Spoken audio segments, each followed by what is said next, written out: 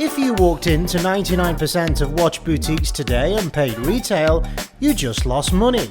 Instantly, because the truth is, luxury watches don't always hold value. In fact, some of them lose half their worth the second you leave the store. And I'm not talking about obscure brands, I'm talking about the ones that you see on Instagram: Omega, Cartier, Tudor, Breitling, and yes, even Rolex. The price gap between retail and resale right now is frankly shocking. So today I'm going to show you 10 watches, from everyday icons to so-called investment pieces, and what they really sell for on the secondary market. Some of these numbers will make you think twice before ever buying retail brand new again, and stick around to the end where I'll reveal the mainstream and popular brand with the biggest savings at a whopping 64% off. Welcome back, and if you're new here, I'm Vinny, a qualified accountant turned watch dealer. Let's kick this off then with a place that I think everybody wants this to start in at number 10, quite conveniently, is a Rolex, and specifically a Rolex Submariner Bluesy. So this is the two-tone yellow, gold and steel model. We're talking about the latest references in this video, and that retails at £14,950. Now, if you have a look at websites like eBay, Chrono24, you can pick these up for around £11,500 for the same reference in decent condition. Why is this? Because, well, frankly, with Rolex over the last few years, so many retail price increases piled on top of each other has meant that the secondary market just hasn't reacted and hasn't really kept up with the retail prices for the best part of 2 years now. Coupled with that, we've also got gold values soaring on the commodities market, which is driving Rolex's own raw material prices up. But those costs are being passed on. So in two-tone pieces and solid gold pieces, we are seeing retail prices now which are getting out of control. In at number 9 is the Cartier Santos Medium with a 28% saving on the secondary market. This watch retails at £6,950, and they can be found quite easily for around £5,000. The reason I'm talking about the medium model, perhaps because it isn't as popular as the large one with the date window, and so there is a better deal to be had on this particular model. And personally, for me, I think the medium is the sweet spot. Cartiers should not be massive, should not be gaudy, they should be more on the elegant side. Fantastic saving, makes absolutely no sense at all to buy this at retail. There are plenty of them out there on the grey market. In at number 8 with a 32% saving is the much loved Tudor Black Bay 58, and I'm specifically looking at the blue dial and blue bezel variant. Now this watch, look, it's been out for a long time now. We're talking at least 5 years at this point. It makes no sense whatsoever to buy this watch at retail, for the main reason being because there are just so many of them out there. We are offered them almost every day, never mind every week, and for that reason we tend not to buy them and keep them in stock, because there's just so many out there that we would be competing with in trying to sell that watch. Margins are tighter. It retails currently at £3,550. Typically used, you can find many of these around $2,400 on eBay. The problem with this as well is that it is an older model now. It does not have the master chronometer certification as do the newer models. Counting down to 7th position with a whopping 39% saving, the Omega Speedmaster Moonwatch, and specifically we are looking at the Hesalite crystal version. This carries a retail price of £6,600, and typically used, if you work hard, you can, and bide your time, you can find these at £4,000. That is a tremendous saving of over £2,500. What are the reasons for this? Well, inflation has hit the luxury world quite hard, and I'd say one of the brands that reflects this more than most is Omega. Their prices, they seem to think that they are Rolex and that they can keep increasing their prices every 6 months and that we won't notice. You know, some of their retail prices now are,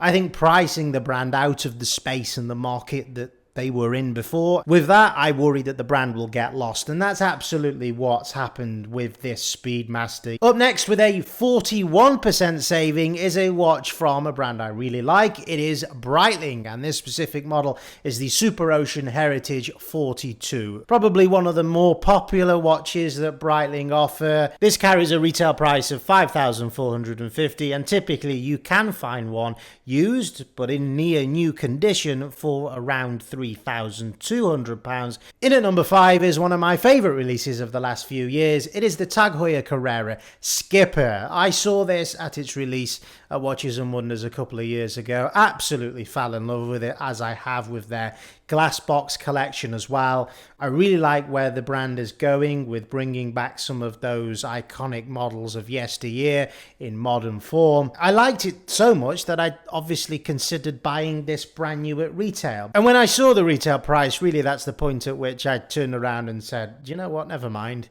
I think there are certain laws and principles in this watch industry. Brands have positionings in the market, and when they try to break beyond those positions, it just looks ridiculous. And yes, this is a beautiful piece. It's got decent specs, but it is absolutely, in my book, not a watch that they can sell for £6,450. You can find these at under £4,000, £3,750, which is a whopping £2,750 saving. At number 4, we turn our attention back to Omega, and none other than the Seamaster 300M. I remember a time when the 300M was a £3,000 timepiece.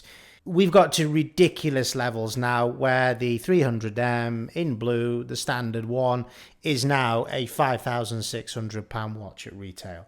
You can pick these up for, in some cases, just under £3,000, which represents a massive saving of £2,600. I think there are a lot of people who have been collecting for a while that just look at Omega now and think they really are taking the piss with where they're pricing their watches compared to how they used to be. So buying these on the used market means that you are really shielding yourself from losing a lot of money when you come to sell that watch on. Now, that's obvious, but even more so with watches like the Seamaster and some of the others, there really isn't that much further that those fall.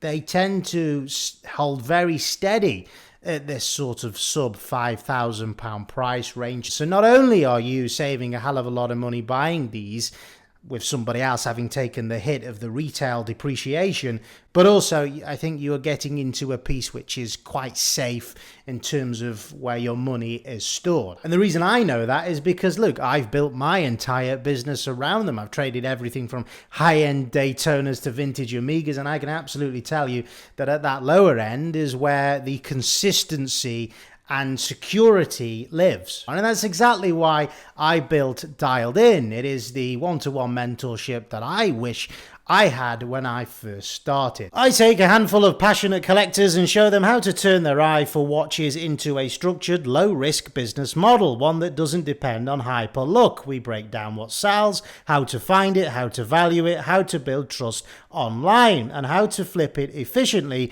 for a profit. So if you're watching this thinking, yeah, I'd love to have a go at that, then there is a link in the description below. Time for the top 3 then. Let's complete this countdown. In at number 3 is this watch I'm wearing on my wrist right now. It is the fantastic, in my opinion, and not unpopular opinion, but the fantastic Hublot Classic Fusion in 42mm with the blue dial. This is a watch that, as with all of these in the top 3, can be found on the secondary market with more than half price slashed off its retail.